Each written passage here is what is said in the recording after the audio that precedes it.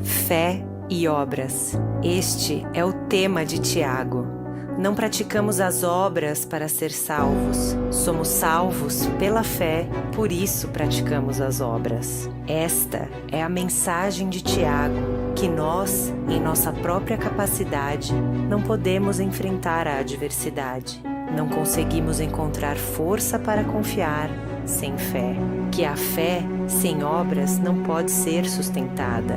Que todos os dias e de todas as maneiras devemos proclamar essa verdade, porque é a fé e as obras que nos tornam praticantes da palavra e não apenas ouvintes. Fé e obras. Este é o clamor de Tiago, a fé em trabalho.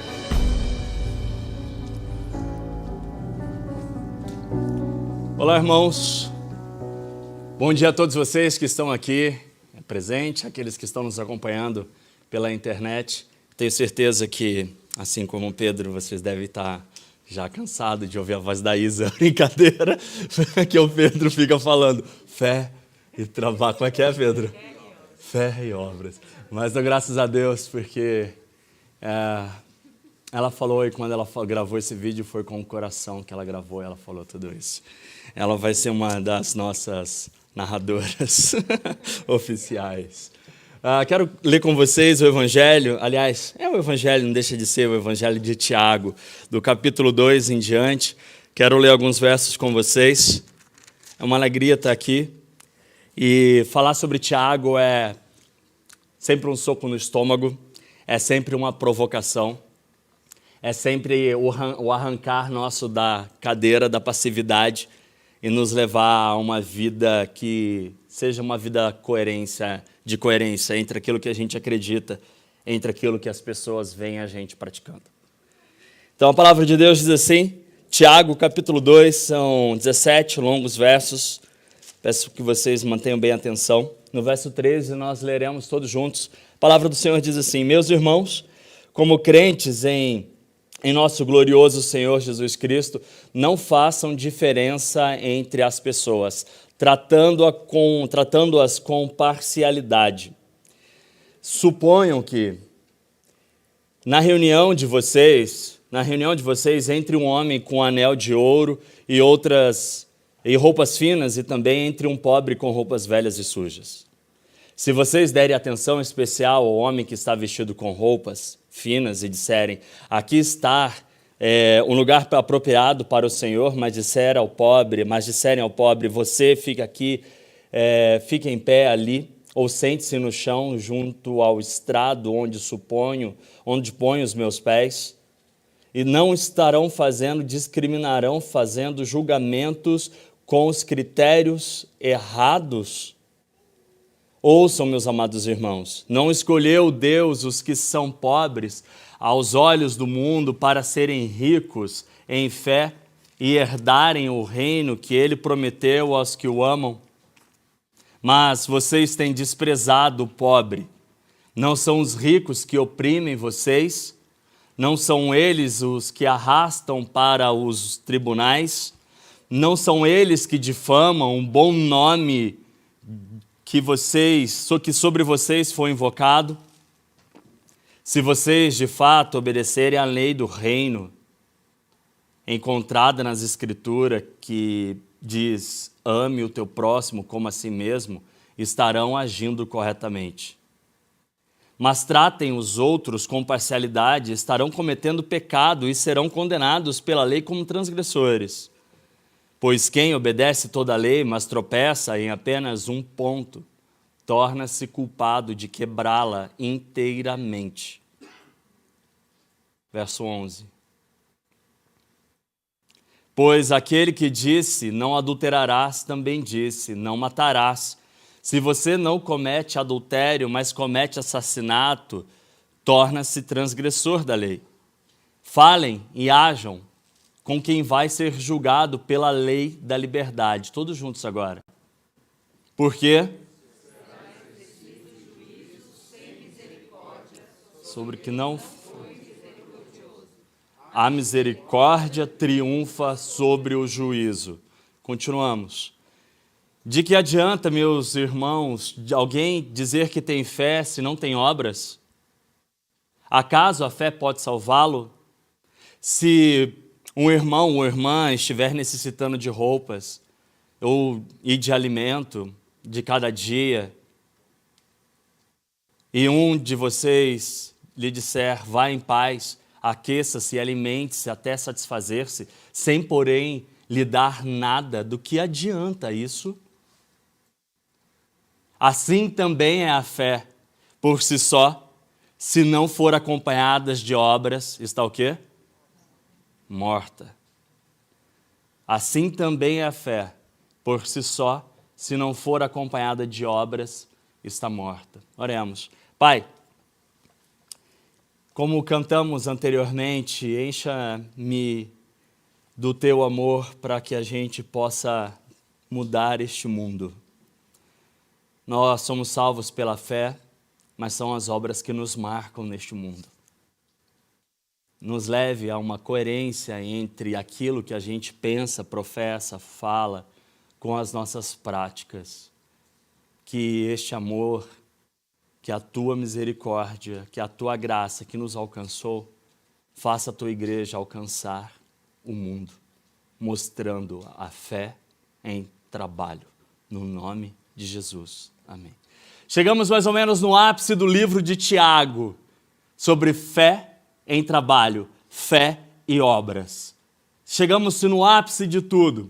Tiago, ele vai deixar claro aqui que sem fé nós não conseguimos ser salvos, somos salvos pela fé. É isso que diz Efésios, Paulo vai dizer isso no capítulo 2, no verso 8. Porém, as obras são as marcas daquele que foi salvo pela fé. As obras não salvam ninguém, mas elas são marcas dos salvos. Guardem isso, as obras não salvam ninguém, mas são as marcas dos salvos. Hoje eu queria compartilhar 3 pontos com vocês. O primeiro ponto é cuidado com o julgamento.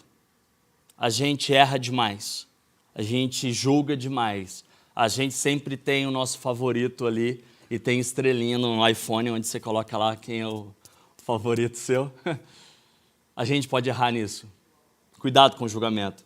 Número 2, a misericórdia resolve essa tensão do julgamento de quem julga e de quem também já foi julgado. Daquele que foi escolhido, se sentiu privilegiado e daquele que foi deixado de lado. A misericórdia coloca os dois no mesmo lugar. 3, não percam. Como a gente pode viver uma vida com menos julgamentos e mais misericórdia? 3 pontos. 1, cuidado com os julgamentos. 2, a misericórdia resolve a tensão daquele que já foi julgado e daquele que julga. 3, como a gente pode viver uma vida de misericórdia e não uma vida de julgamentos. Eu quero começar com uma música. Hoje eu peguei o Uber e o Uber enrolou e eu queria chegar atrasado, né? E aí o Uber lá, 43 por hora, né? Mas estava ok, estava 7 a menos do que diz a lei nossa, mas o coração estava 100 por hora. E aí eu que estava errado, eu precisava só ajustar o compasso. E eu estava ouvindo uma música que eu não conhecia. E essa música, achei bem interessante quando eu estava lá na pressa do meu lento trajeto. Ela falava uma coisa interessante que tem tudo a ver com esse momento, eu trouxe para compartilhar com vocês. É a música que foi, na verdade, ela foi composta em 1969, eu não sei quem compôs, eu procurei rapidinho ali, mas ela foi conhecida no mundo por uma banda inglesa chamada The Hollies, e quem toca piano é o Elton John nessa banda durante esse tempo, 1969, 1970. Lembre-se do contexto, o mundo estava em guerra. O mundo estava em guerra. A gente estava falando da guerra que estava todo mundo. Lembre-se desse contexto. Voltemos agora para Tiago. Tiago também estava no momento quase de pré-guerra. No ano 70, Tiago está escrevendo isso no ano de 66. No ano 70, o Império Romano viria e avassalaria toda a cidade, toda a comunidade judaica. Quebraria e destruiria o templo. Eles não teriam mais um lugar e eles seriam de novo espalhados por toda a terra. Tiago está vivendo esse mesmo conflito, daquele conflito da guerra que havia em 1970. E a letra dessa música diz assim: se eu sou carregado em tudo, então estou sobrecarregado de tristeza no meu coração, que não é preenchido com alegria, mas às vezes é preenchido pelo amor, com amor pelo outro. É um caminho longo, muito longo, da qual não há retorno.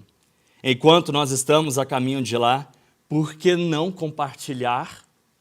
Enquanto estamos caminhando, por que não compartilhamos? E a carga não pesa-me em tudo. Ele não é pesado. Ele é meu irmão. Essa letra, ela nasce no momento de um inverno, eu acho que é, se eu não me engano, em Chicago ou em Washington, eu não sei, depois vocês dão uma googada aí, me corrijam. Um dos dois tinha um inverno lá em uma Nebraska grande, e naquele momento havia um garoto que estava carregando um outro garoto menor em suas costas. E eles estavam procurando um abrigo entre roupas sujas, caras famintas, e a febre e a Nebraska que era de realmente matá-los, poderia matá-los. E ele entra dentro de uma igreja, e dentro dessa igreja o sacerdote olha para ele: não, vem aqui, eu vou te abrigar, eu vou te ajudar. Mas o sacerdote faz uma infeliz pergunta: mas esse garoto que está aí atrás, ele não é muito pesado? A resposta do garoto foi: não, ele é meu irmão. Não, ele não é pesado.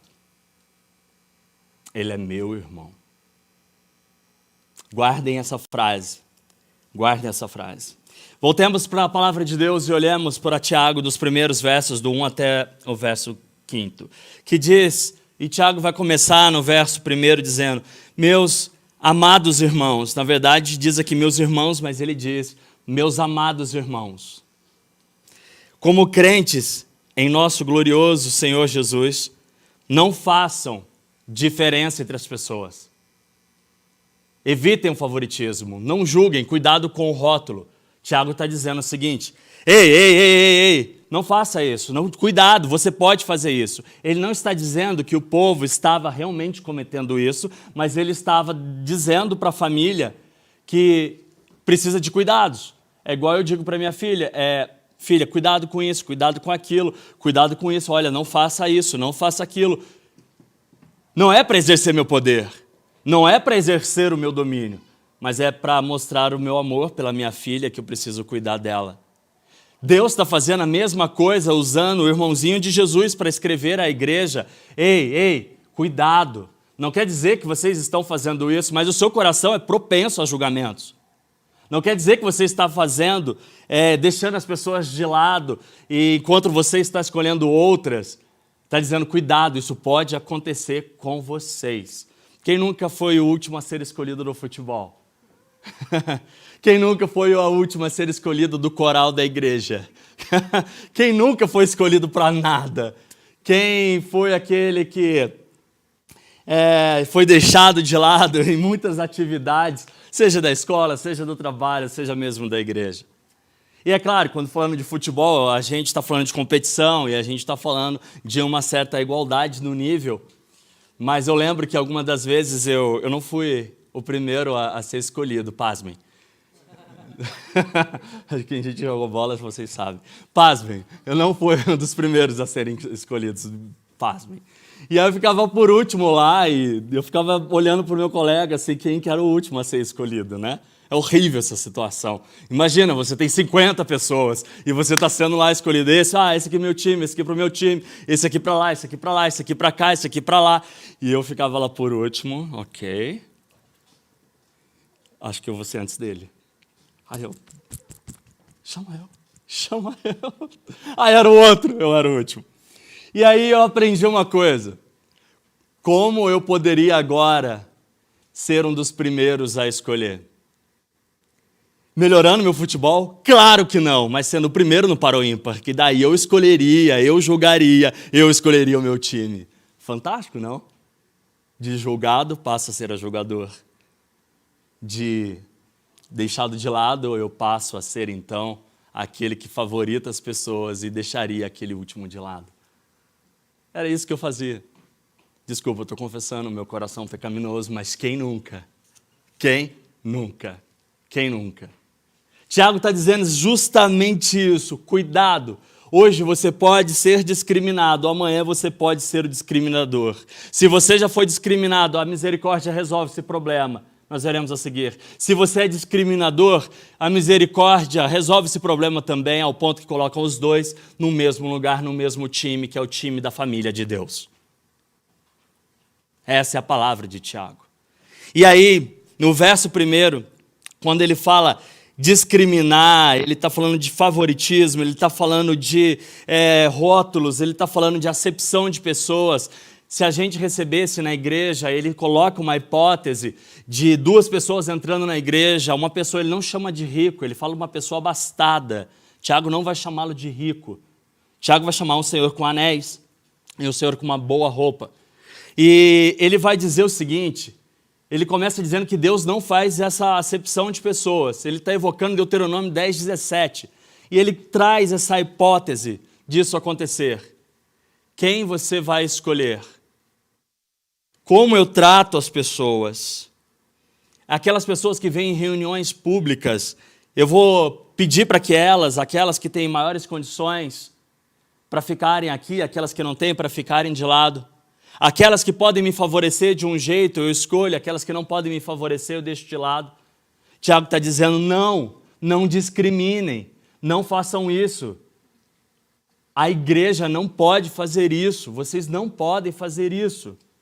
E discriminação, ela pode acontecer de várias formas. Uma das 2 principais, ela pode ser visível, reprovável de imediato, ou ela pode ser indireta, que diz respeito à prática de atos aparentemente neutros, mas que produzem efeitos diversos sobre determinados grupos. Então, o julgamento, o favoritismo, o rótulo, a discriminação, não basta eu apenas dizer que sou contra a discriminação se eu não tenho nenhuma atitude não discriminatória. Não basta uma igreja que é contra a discriminação se a igreja não vive em ações antidiscriminatórias. É isso que Tiago está fazendo. Não basta você só falar que você não é contra a discriminação. Pratique a antidiscriminação. Pratiquem isso, pratiquem isso, pratiquem isso. E a discriminação hoje também é crime na legislação brasileira, e ela se dá por sexo, idade, cor, racismo, estado civil, religião, deficiência, doença, orientação sexual, gênero, aparência, entre outras todas as coisas. Há discriminação em volta disso. E Tiago está dizendo, cuidado, não discriminem, não discriminem, não discriminem. E aí, ele vai terminar dizendo, não foi Deus que escolheu aqueles mais pobres do mundo? Não foi Ele? Por que vocês estão escolhendo, então, os mais ricos? Por que vocês estão julgando? Por que vocês estão deixando de lado os mais pobres? Por quê? Se Deus escolheu os pobres, e se a gente olhar para o Velho Testamento inteiro, parece que há uma predileção de Deus para com os pobres. E aqui pobre, eu estou dizendo, não só aquele que falta comida, mas que falta o evangelho dentro do coração dele, esse pode ser rico e ele pode ser pobre. Faz sentido? Eu estou falando de necessitados, mas Tiago vai usar e fazer alusão àquele que realmente está necessitado de comida. Deus escolheu os pobres deste mundo, por isso ele disse, bem-aventurados são os pobres, porque eles herdarão o reino dos céus. Os pobres que ele diz, Jesus vai dizer isso no Sermão do Monte, está falando dos pobres de espírito, daqueles que reconhecem a sua miserabilidade e daqueles que praticam a lei da liberdade. Amazing Grace, no ano de 1700, foi escrito por um homem que acabei de esquecer o nome dele. Alguém lembra? Alguém lembra? Quem escreveu Amazing Grace? John Newton. Ele estava no seu navio negreiro e ali naquela viagem de volta para os Estados Unidos em seu navio negreiro, ele é tocado pelo Santo Espírito de Deus e ele entende a sua miserabilidade, ele fala da graça que o alcança. A primeira ação dele, além dele se arrepender, foi colocar em prática a experiência. Qual era? Libertar os escravos. Porque ele foi liberto, alcançado pela graça. A primeira prática dele, então, qual foi? Pregar a lei da liberdade. Ele foi contra a escravidão. Ele deixou os negros irem embora. A igreja, ela errou muitas vezes nisto. A igreja, em sua teologia e até uma teologia identitária, ela menosprezou os pobres durante o tempo. Ela deixou de lado aqueles que precisam. Privilegiou os ricos. Essa é a história da igreja. Essa é a história dela. Martin Luther King Jr. vai dizer o seguinte: não precisamos mais do cristianismo. E veja que ele não está dizendo de mais cristianismo no sentido de quantidade. Veja que ele está combatendo ali o comunismo da época também, falado de Marx, que está dizendo que a religião é o ópio do povo, principalmente porque ele via a desigualdade nas igrejas. Martin Luther King Jr. continua: não precisamos de mais cristianismo no sentido de quantidade, nós precisamos do cristianismo correto e verdadeiro. É isso que nós precisamos. Essa é a mensagem de Tiago.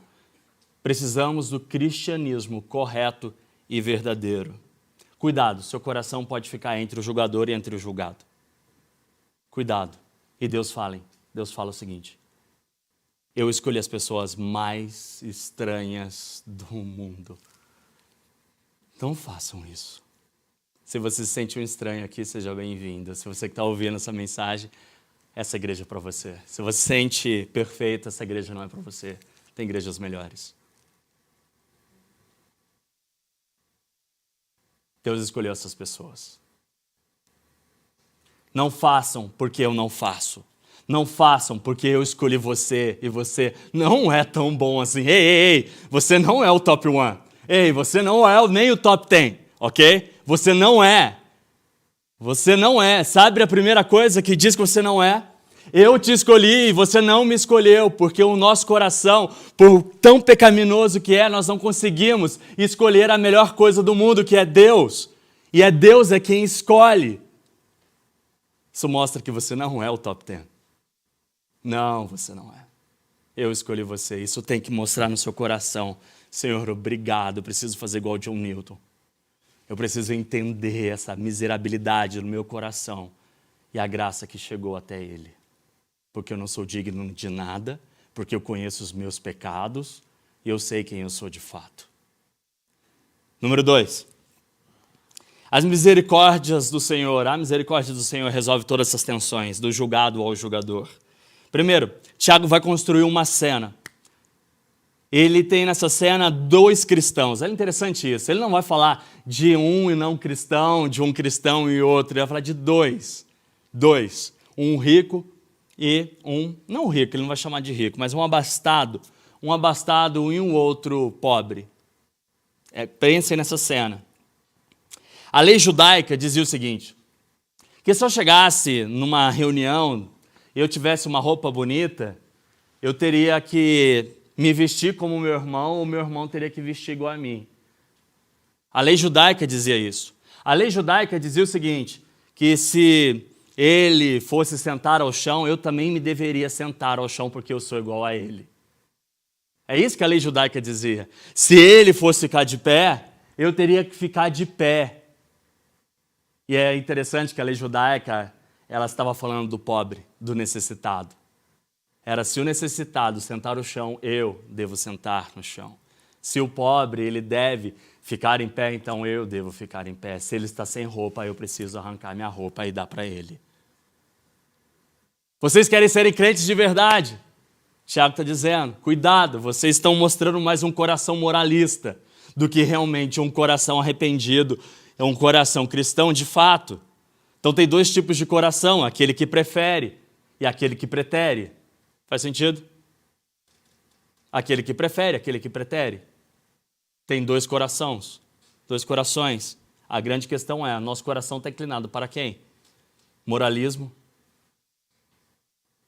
Ou para o coração do cristão de verdade que é capaz de arrancar a roupa e dar para o outro e estabelecer uma certa igualdade?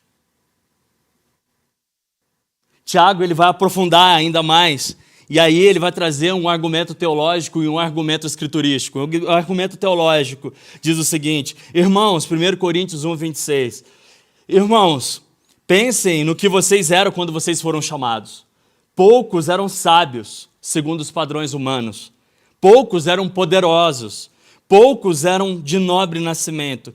Mas Deus escolheu as coisas loucas do mundo para envergonhar as sábias. E escolheu as coisas fracas do mundo para envergonhar as fortes. Argumento teológico de Tiago. Ele está dizendo, olha, Deus escolheu estas pessoas. Por que vocês estão olhando para as outras e esquecendo destas? E Tiago avança por um argumento mais escriturístico. Ele vai dizer o seguinte, não matará se você comete assassinato, aqui um pouco antes, verso 8, se vocês de fato obedecerem à lei do reino encontrada nas escrituras, ame o seu próximo como a si mesmo. Ele está falando de Levíticos 19, 18. Ame o seu próximo. Se vocês entenderem a lei, vocês vão praticar isso. Vocês vão viver como verdadeiramente cristãos e não como um moralista. O que eu quero dizer é o seguinte, se nós entendemos isso, o que acontece no nosso coração, do entendimento que é somente a graça do Senhor, que nós somos alcançados pela misericórdia, e misericórdia significa esta gentileza, ou ser sutil e gentil, que é o verso 13. Ela triunfa, se a gente praticar isso, ela triunfará sobre todas as formas de julgamentos. Nós não escolheremos mais ninguém e nós resolveremos o problema de não ter sido escolhido no time de futebol. Porque a misericórdia do Senhor nos iguala. A misericórdia do Senhor nos coloca no mesmo lugar. A misericórdia é aquilo que eu merecia, eu não recebo. Isso é misericórdia. Ou seja, eu mereci o quê? O juízo de Deus. Eu mereci a justiça de Deus. Eu a recebo em Cristo Jesus e Ele não me pune. Porque eu puno as pessoas. Porque eu rotulo as pessoas. Porque eu esqueço dos pobres. Por quê? Se a misericórdia que me alcança, porque ela não me faz alcançar os outros. É essa a tensão que Tiago está dizendo. E ele continua falando. Olha só. Se você quer ser um cristão de verdade, a verdadeira ideia do cristão é aquele que tem uma consciência sensível, que age para ajudar os mais necessitados. Esse sim compreendeu as verdadeiras doutrinas da graça. É ter um coração pronto para poder ajudar o próximo. Um coração pronto para poder ajudar aquele que está morrendo. No Brasil temos quase 50 milhões de pessoas que vivem entre a pobreza e a margem da pobreza. 50 milhões de pessoas. Temos 230 milhões de habitantes. Desses 230 milhões de habitantes, 50 milhões estão entre a pobreza extrema e pobreza. Pobreza extrema, 39,2 milhões de pessoas na pobreza extrema. Pobreza extrema significa R$280 de renda per capita. Por cada membro da família eu tenho R$280. Vocês vivem com R$280? Existem 50 milhões de pessoas vivendo assim. Como está o seu coração nesse momento? Does it matter? Desculpa, você é um moralista. É isso que o Tiago está dizendo. Ok, você não se preocupa? Moralista. Ok, você não é generoso? Moralista. Ok, você não contribui? Moralista. Ok, você não sou eu que estou dizendo, gente. Depois pega Tiago e fica com raiva dele e arranca da Bíblia, tá? Ou desvia da fé, apostata da fé e não vira cristão. Foi isso que fizeram durante a época do comunismo. Porque eles olharam para a igreja e viram que a igreja não estava fazendo absolutamente nada. Tiago está falando para a gente, vamos para fora. Vamos ajudar quem precisa. Vamos colocar a fé em prática. Vamos viver isso de fato. Ele continua dizendo, ok, se você diz que ama a Deus e não consegue ajudar ninguém, moralista. Você não é cristão de verdade. Você não é cristão de verdade. Se você não tem a capacidade de ser dizimista, ofertante, trabalhar na missão, pensar nos pobres da comunidade Água Branca, como nós estamos agindo lá, doar cestas básicas, alimento, ajudar o seu vizinho, ajudar a sua família. Desculpa, moralista. É isso que Tiago está dizendo. Mas o Senhor chama, por causa da misericórdia dele, a viver de uma forma diferente. Sabe como? Nosso terceiro e último ponto. Como a gente pode sair do caminho da discriminação e ir para um caminho da misericórdia? Primeiro, eu preciso compreender o evangelho de fato. Eu preciso entender que Cristo, em Filipenses 2, ele deixa toda a sua glória, deixa todo o seu esplendor para se tornar pobre e sentar ao meu lado. Ele senta no chão comigo. Martinho Lutero vai dizer o seguinte, é essa frase que revoluciona e traz a reforma protestante. Todos nós somos mendigos. E isto basta. Todos nós somos necessitados, todos nós somos pobres. Na lei judaica dizia que aquele que era rico deveria se assentar se o pobre estivesse sentado. Sabe quem estava sentado? Moribundo, estava gritando, filho de Davi, tem misericórdia de mim. Era a gente, inconscientemente ou conscientemente. Jesus veio, abdica aos céus e senta aonde os moralistas ficam em pé. Ele senta no chão enquanto os moralistas estão lá julgando Jesus. Enquanto Jesus estava entre os pobres, enquanto Jesus estava entre as pessoas de má fama, os moralistas estavam lá, não, esse não é o Filho de Deus. Não, o Filho de Deus ia ficar em pé, ia estar com as roupas bonitas, ia ter anéis no dedo, ia ser diferente. Não, ele se assenta. Você compreende o Evangelho, é o Evangelho que salva a sua vida, você entende isso, que Cristo sentou no chão da sua dor, da sua necessidade, e que Ele morreu por sua necessidade, te alcançou com a misericórdia para que você não sofresse a punição da sua necessidade. Você compreende isso? É isso que reverbera no seu coração, ressoa ao seu coração. Se não, é tempo de conversão. Não se apresse, o Espírito Santo é quem converte o coração dos homens. Não temos pressa alguma. Nem se essa mensagem ela entrou por um ouvido e saiu pelo outro. É o Espírito Santo que convence. Mas Cristo, Ele senta o chão. Ele está lá. Ele fala daquele cachorro que come das migalhas. É legal que Jesus fala dele mesmo. Ele é o cachorro que come das migalhas, junto a nós, pobres necessitados dele. Primeiro, olhe para Cristo. Encare o Evangelho. Entenda a doutrina. Segundo, encarne isso. Doutrina da encarnação. Nós precisamos encarnar o Evangelho. Deus não disse, ei, vocês, pobres, necessitados, de todos os tipos, doentes, 500 mil pessoas estão morrendo, vocês que estão desesperados, sem comida, vocês que estão, vem aqui para a fila dos céus do INSS, vou resolver com auxílio para vocês, vem, sobe todo mundo para o céu. Não, Ele encarna a nossa pobreza para salvar-nos de nossa pobreza.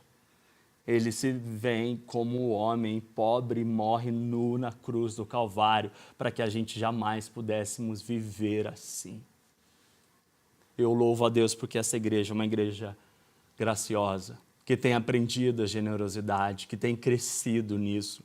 Eu louvo a Deus pela generosidade estendida a mim, a minha família, a minha pessoa, às outras pessoas e que cresçamos nisso. Se encarnamos o Evangelho, ninguém entre nós, entre outros, aqueles que a gente puder alcançar, morrerá de fome. Amém? Mais ou menos, né? Dura, né, a mensagem? Pode dizer um amém? Amém. Você quer ler Isaías, eis-me aqui? Por fim, e termino aqui. Carregue a carga de alguém. Eu disse, olhe para Jesus, encarne o Evangelho. Como a gente pode viver, então, sair desse lugar de ser o justiceiro ou ser o injustiçado? Primeiro, olhar para Jesus, encarnar o Evangelho. Terceiro, carregue a carga de alguém. Gálatas 6:2 diz o seguinte, levais as cargas pesadas uns dos outros, assim estareis cumprindo a lei de Cristo. Sabe aquele... Voltamos para a música? Vamos voltar para a música? Ah, que legal, tem ali, ó. E a carga? Não me pesa absolutamente nada. ele não é um fardo, ele é meu irmão. E eu não contei para vocês, deixei por último essa parte dessa música. Aquele garoto em que a pequenininha menor que o outro garoto carregava, ele não era irmão biológico, era irmão de rua. Era um irmão de rua. Ele diz assim, ele não é um fardo, ele é meu irmão. E Tiago, ele vai mais profundo nisso, dizendo, o que adianta você dizer, vá em paz, se você não dá comida?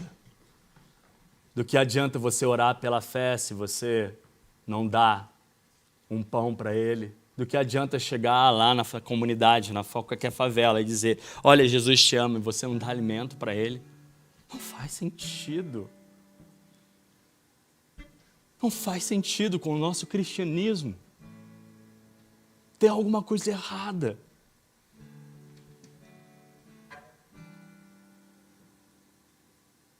Nosso coração não se compadece mais. Está frio. Nós precisamos do cristianismo correto. Nosso sonho na comunidade Água Branca é erguer um lugar lá e fazer de lá uma escola, uma padaria escola, uma escola de empreendedorismo, um espaço cultural num complexo de vários containers. E Deus está levando a gente a sonhar e providenciando recursos para que isso pudesse acontecer.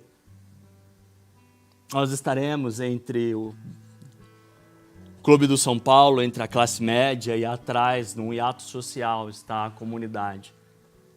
Deus tem nos levado a lá, para viver lá, a construir um lugar lá, para viver Tiago de fato, viver a fé de fato. Se você hoje é um necessitado,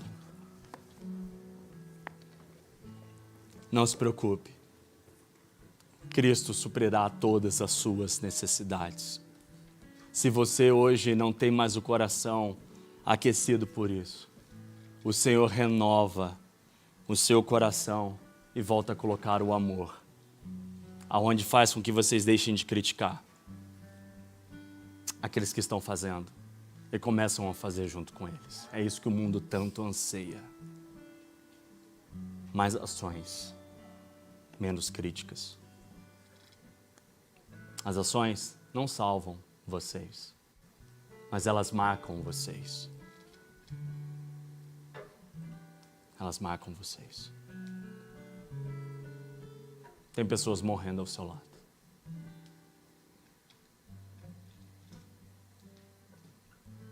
Não basta sermos anti-discriminação, não concordar com a discriminação, se não temos ações antidiscriminatórias. Não basta a gente se compadecer no coração sem a gente levar comida, sem a gente ajudar quem precisa. Eu queria que nesse momento a gente orasse e você olhasse no seu ecossistema. Aonde você vive, com quem você interage, com quem você fala, aonde você está. Peça para Deus mostrar a você quem você precisa ajudar. Quem você precisa mostrar a marca da fé. E aí faz o segundo pensamento agora. Olhe de novo, imagine o seu ecossistema e perguntem para si mesmo, que marca eles estão vendo em mim? Que o Senhor nos ajude, que eles nos leve a mostrar ao mundo que fomos alcançados pela misericórdia, para que alcancemos eles. Pai, nos ajude a viver em misericórdia todos os dias, estendendo ao próximo e ajudando a quem tanto precisa. Ajude-nos a pensar nisso, Senhor, como algo necessário à nossa fé, porque o mundo está cansado, críticas, desesperanças e todas as outras coisas. O mundo não aguenta mais um plano X, Y, Z, enquanto eles observam a gente sentado sem mover sequer as nossas mãos. Faça-nos lembrar da parábola do bom samaritano. Faça-nos lembrar do Cristo que desceu os céus e tirou a gente da sarjeta para que a gente pudesse ajudar o próximo. Eu peço isso, Senhor, com muito temor e até com medo, um frio no coração de saber aonde o Senhor vai colocar os nossos pés. Mas nós queremos dizer juntos, Senhor, eis-nos aqui, envia-nos aonde queres que nós estejamos. No nome de Jesus. Amém.